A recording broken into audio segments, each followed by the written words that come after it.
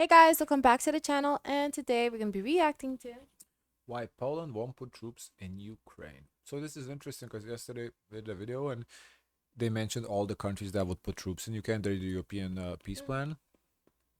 I said, oh, Poland too. Well, apparently Poland not, because it wasn't on the list then, but let's see why not. Despite their historical differences, Poland has been one of Ukraine's most ardent allies since Putin's invasion. Poland has sent more than its fair share of military support, increased military spending to well above NATO's 2% Maybe target, they're tired. and even pressured other Maybe. NATO allies into stepping up. However, as other European countries have started contemplating the possibility of a peacekeeping force in Ukraine, Poland has resisted the idea, with Polish Prime Minister Donald Tusk insisting that Poland was not planning to send any soldiers to Ukraine, an attitude seemingly at odds with both his aspirations of becoming a European security superpower and the country's staunchly anti-Russian stance. Warsaw is turning to major armed deals with South Korea. What South Korea has to do with this? So in this video, we're going to take a look at Poland's Ukraine strategy and why Tusk is resistant to deploying troops on the ground. It's an episode, and always Poland and Ukraine actually had a pretty complicated relationship. Poles and Ukrainians had fought numerous wars against one another since the 17th century, with the worst violence coming during World War II. And even in the last decade or so, the Polish and Ukrainian governments have occasionally butted heads over the correct characterization of what happened in World War II. Nonetheless, despite their historical disagreements, the two countries have been united by Putin's invasion and Poland's impressive support for Ukraine. Measures of percentage of GDP, Poland has sent more Estonia, Latvia, Lithuania, Poland. Slovakia, Czechia, makes sense. more immediate military aid to Ukraine than any other country, apart from the Baltics, and received nearly 2 million Any other country? like y'all don't exist. What the fuck? Like y'all don't. I'm reading the charts. I don't understand. They say, where is Poland? I don't see it. And then I see all the Baltics on the top. How that's so interesting. Why they did that to your country? Why they do that to the Baltics? What did the Baltics do? Is it because combined size you guys are still little, or like what? Maybe, but like, why? Damn. I guess to That's disrespectful. sensationalize Poland to like, oh, any other country aside from the Baltic. But that's a backhanded like compliment or It's what? not a Insult? compliment. It's like how? Oh, any other country aside from the other 26 countries. Like that's what it's basically said. Oh yeah, so it's just basically to fit your narrative. Like that's what you do Yeah, that's not cool. to exclude a country. Rewind it. Let me see what it said. Like the fuck, this is ridiculous. It's like, oh, any other country aside from the Baltics and the Scandinavia and yeah, the Poland is fourth. Period. What? immediate military aid to Ukraine than any other country, apart from the Baltics. And it's any other country. Period. Not comma. Period. Apart from the Baltic. Like if you put any other country apart from the Baltic in like one sentence, okay, whatever. We put a period in there. What? Every day is like slander towards the Baltics. And received nearly 2 million Ukrainian refugees in the first few weeks of the war, by far the most of any country in Europe. On top of that, the Polish government Does has that reliably include the been one of the most Baltics? hawkish voices I in don't know, NATO, he didn't show the constantly data. pushing its NATO allies to give Ukraine more military aid or impose more sanctions I on think Russia. a lot Poland went was to one of the first Poland countries to though. give Ukraine Maybe that's why. Maybe their resources is just being expended too much.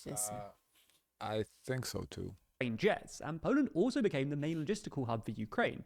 Today, 95% of military aid to Ukraine goes via Poland. This support for Ukraine has been accompanied by a massive increase in Poland's defense spending, helped by the fact that Poland is one of the fastest growing economies in the EU. Poland is expected to spend 4.7% of GDP on defense in 2025, the highest in the EU and more than double NATO's 2% target. This investment should accelerate a military expansion that began in earnest when Russia annexed Crimea in 2014. Back then, Poland's armed forces were the 9th largest in NATO, but today they rank 3rd, behind only the United States and Turkey, with over 200,000 troops. This spending has put a strain on Poland's national finances, but this might be offset by both EU spending via the COVID Recovery Fund and the new Rearm Europe initiative. Part of this spending was going towards launching the Eastern Shield project, which will reinforce its border with Russia and Belarus, as well as buying hundreds of new tanks, howitzers, and multiple launch rocket systems from South Korea, as well as nearly $60 That's where the South Korea comes in. Okay. billion worth of purchases from understand. the They want to buy arms from South Korea. They could do that. Yeah, but they can buy from anywhere. I just wondering. The only thing is like, remember in the other video they said this could be good for Europe if they like bought from within Europe, so like boost European economy. But if they go out to buy outside of Europe, that kind of, the money doesn't stay within Europe. It's not that as good. United States. Anyway, after Trump signaled a shift in US foreign policy in But Ukraine, they're some saving money European from buying it from South Korea. So maybe they don't want to think of it as a collective effort, but always at the end of the day, think of Poland first. Maybe. leaders have suggested that Europe will have to deploy peacekeeping troops in Ukraine in order to guarantee any peace deal. Both French President Emmanuel Macron and UK Prime Minister Keir Starmer have said that they're ready to send their troops to Ukraine and are now trying to convince the rest of Europe to do the same. But contrary to what you might expect, Poland isn't too keen on this idea. Tusk has said that Poland will support Ukraine as it has done before by providing humanitarian and military aid, but that it will not send troops to Ukraine. And a poll from last June found that 71% of Poles oppose sending troops to Ukraine. For context, nearly 60% of Britons would back sending British troops to Ukraine. So why is this? Why is Poland so resistant to the idea of troops on the ground, but happy to send tons of military aid? They don't want to look bad in front of the voters, you know? That's a good point. That also maybe, their intelligence is saying that, The intelligence? well, their version of CIA is saying that, this might develop into something more and they don't want to, their troops to die for no reason, because at the end of the day, you're still risking people's They lives. sent a lot already, though. Aid to Ukraine? Well, as we see it, there are at least three reasons. First, and most obviously, Poland borders Russia and Belarus, which was used by Moscow as a launching pad to invade Ukraine in 2022. Poland will want to keep its troops in its NATO-protected territory to defend the country and keep its borders protected. This also ties into Makes a sense sense. in at least parts of Eastern Europe that Western European countries aren't pulling their weight. I'm Jared Blakely from Blakely Law Yeah, Firm, that and I'm here to makes tell you sense. about a Yeah, I concerning see their problem that is occurring all perspective. over South Florida. They're basically After all, they're Poland and willing the to Baltics have they're willing to help, but they're still thinking Poland first, which you can't blame the country for that. provided way That's more one support of the complaints for like a lot of the other countries too, I would say.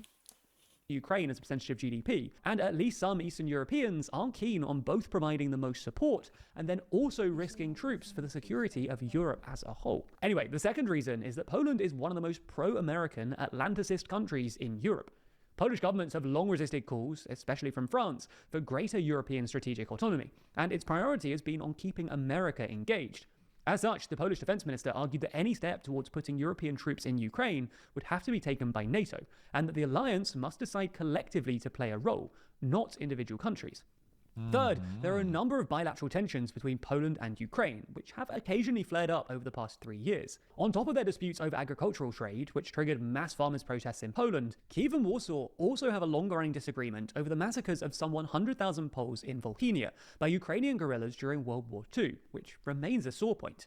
Polish historical researchers want permission to exhume That is true in the sense if there's like a cultural clash a little, because imagine now you send soldiers and soldiers, they after the work they drink, they and get into a disagreement about this topic, what that can evolve into, never know. victims. But many Ukrainians 'Cause consider the that's a big topic. That's not about disagreeing about which football team to support, partisans as heroes, and officials have angered Poles by playing down the atrocities.